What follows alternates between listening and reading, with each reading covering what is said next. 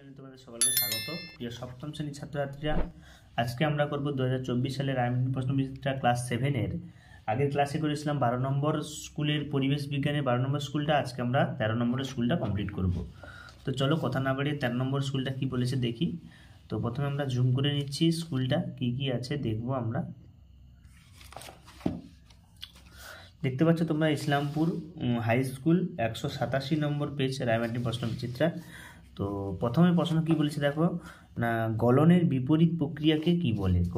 গলনের বিপরীত প্রক্রিয়া কি হবে না, কঠিনীভবন। কি উত্তর হবে? কঠিনীভবন। পাখার তলায় বসলে ঘেমে যাওয়া শরীর শীতল হয়, এর জন্য যে প্রক্রিয়াটি দায়ী। তাহলে পাখার তলায় যদি আমরা বসি এবং শরীর যদি ঘেমে যায়, এটাকে কি বলা হয় না, বাষ্পীভবন। Option C. পরেরটা, অ্যামোনিয়াম আয়নের সংকেত হলো কি? অ্যামোনিয়াম আয়নের সংকেত কি হবে না, NH4+। এই সির দায়ী অপশানটা সঠিক। কিউপ্রিক ক্লোরাইড যৌগে তামার যোজ্যতা কত? কিউপ্রিক ক্লোরাইড যৌগে তামার যোজ্যতা এখানে কত হবে না, 2, তাই তো। 0 ডিগ্রি উষ্ণতায় 2 গ্রাম বরফকে 2 গ্রাম জলে পরিণত করতে কত তাপ লাগবে না? যদি 1 গ্রামে 80 ক্যালোরি পার গ্রাম লাগে, তাহলে 2 গ্রামে কত হবে? 160, কারণ 80 গুণিতক 2 160, তাই না। তারপরে বলেছে দেখো, Na+ এবং SO4 2- দ্বারা গঠিত যৌগের সংকেত কি হবে? তাহলে যৌগের সংকেত কি হবে না, এদের মধ্যে কোনটা হবে না, Na2SO4। অ্যান্সারটা কোনটা হবে? এই সিটটা, Na2SO4। ঠিক আছে। এর পরের পেজে আমরা যাচ্ছি। 6 দাগ পর্যন্ত আমরা করেছি, 7 দাগ আছে নাকি দেখি না। এরপরে 2 দাগ এটা বলেছে যে 0 ডিগ্রি সি ও 0 ডিগ্রি এফ এর মধ্যে কোনটার মান বেশি না? মনে রাখবে সবসময় 0 ডিগ্রি সিটা সবচেয়ে বেশি হবে। 0 ডিগ্রি সি বেশি হবে কার থেকে? 0 ডিগ্রি এফ এর থেকে। ডিজিটাল থার্মোমিটারে কি থাকে না? না পারদ থাকে না। কি থাকে না? পারদ। ব্র্যাকেটে কি? Hg। ঠিক আছে। পরের প্রশ্ন, একটি শূন্যযোজী মৌলের নাম। একটা শূন্যযোজী মৌল যার বাইরে কক্ষে শূন্য ইলেকট্রন থাকে, হিলিয়াম। কি হবে? Hg, helium. ঠিক আছে। পরের প্রশ্ন, Zn+Cl2 বা Zncl2+Cu এটা কি ধরনের বিক্রিয়া? মনে রাখবে, এটাকে বলা হয় প্রতিস্থাপিত হয়েছে। প্রতিস্থাপন বিক্রিয়া। প্রতিস্থাপন, তাই তো। ঠান্ডা লাগে। এরপরে আমরা জানো স্পিরিট খুব উদ্বায়ী পদার্থ, তাড়াতাড়ি বাষ্পে হয়, তাই হাতে ঢালে সেই বাষ্পায়নের জন্য প্রয়োজনীয় লীন তাপ হাত থেকে গ্রহণ করে, ফলে ওই অংশই ঠান্ডা হয়। পরে প্রশ্ন বলেছে দেখো, 104 ডিগ্রি ফারেনহাইট উষ্ণতাকে সেলসিয়াস স্কেলে বসাও।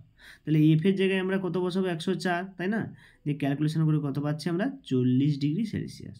অর্থাৎ 104 ডিগ্রি ফারেনহাইট সমান 40 ডিগ্রি সেলসিয়াস। পরের প্রশ্ন, পরমাণুর সবচেয়ে ভারী কণার নাম কি? মানে পরমাণুর সবচেয়ে ভারী কণা আছে নিউট্রন এবং হালকা আছে ইলেকট্রন। একটি মৌলের এক্স এর যোজ্যতা 2, অপর মৌলের যোজ্যতা 3, তাহলে সেটা কি? ক্রস চিহ্ন দেখো, নিয়ম এক্স এর 3 হবে, ওয়াই 2 হবে। সংকেতটা হবে x3 y2। সমতা বিধান করতে বলছে Cu+HNO3, CuNO3 plus NO2 plus H2।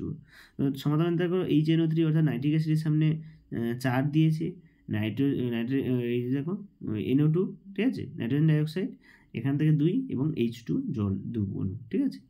তো ভৌতবিজ্ঞান হলো। এরপরে দেখো, পরে আমরা লাইফ সায়েন্সে চলে আসবো। লাইফ সায়েন্সে একের দাগের একেরটা কি বলেছে দেখো, রাতকানারও কোন ভিটামিনের অভাবে হয়? তোমরা অবশ্যই জানো রাতে কম দেখা, এটা হচ্ছে ভিটামিন এ এর কাজ, তাই না।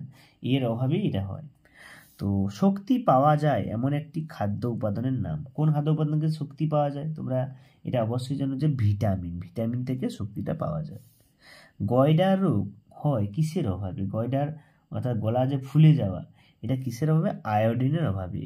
আয়োডিনের অভাবে। চুলে ও নখে ড্যাশ প্রোটিন থাকে, আমি আগেও বলেছি, এটা ক্যারাটিন নামক প্রোটিন। কি প্রোটিন? ক্যারাটিন নামক প্রোটিন।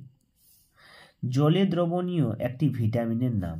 জলে দ্রবীভূত হয় এমন একটি ভিটামিনের নাম কি? Vitamin C. Vitamin C.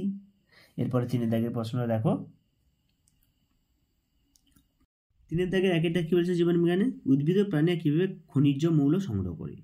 উদ্ভিদ প্রধানত মূলের সাহায্যে মাটির নিচ থেকে, জল থেকে খনিজ মৌল সংগ্রহ করে। প্রাণীরা বিভিন্ন উদ্ভিজ্জ খাদ্য, প্রাণীজ খাদ্য, পানীয় জল থেকে খনিজ মৌল সংগ্রহ করে। পরে প্রশ্ন, প্রোটিনের একটি কাজ লেখো। প্রোটিনের একটা কাজ কি গো? না প্রোটিন শক্তি উৎপাদন করতে সাহায্য করে, তাই না। 1 গ্রাম প্রোটিন জাতীয় খাবার জারণে 4.1 ক্যালোরি তাপশক্তি উৎপন্ন হয়। প্রোটিন দেহের বৃদ্ধি, কোলাগটের গঠন, ক্ষয়পূরণ প্রভৃতি নিয়ন্ত্রণ করে। এছাড়াও রক্ততঞ্চন, রোগ প্রতিরোধ ক্ষমতা, এর মধ্যে যে কোনো একটা বললেই হয়। লোহিত রক্তকণিকায় কোন প্রোটিন থাকে? না হিমোগ্লোবিন নামক প্রোটিন থাকে। লোহিত রক্তকণিকায় হিমোগ্লোবিন নামক প্রোটিন থাকে।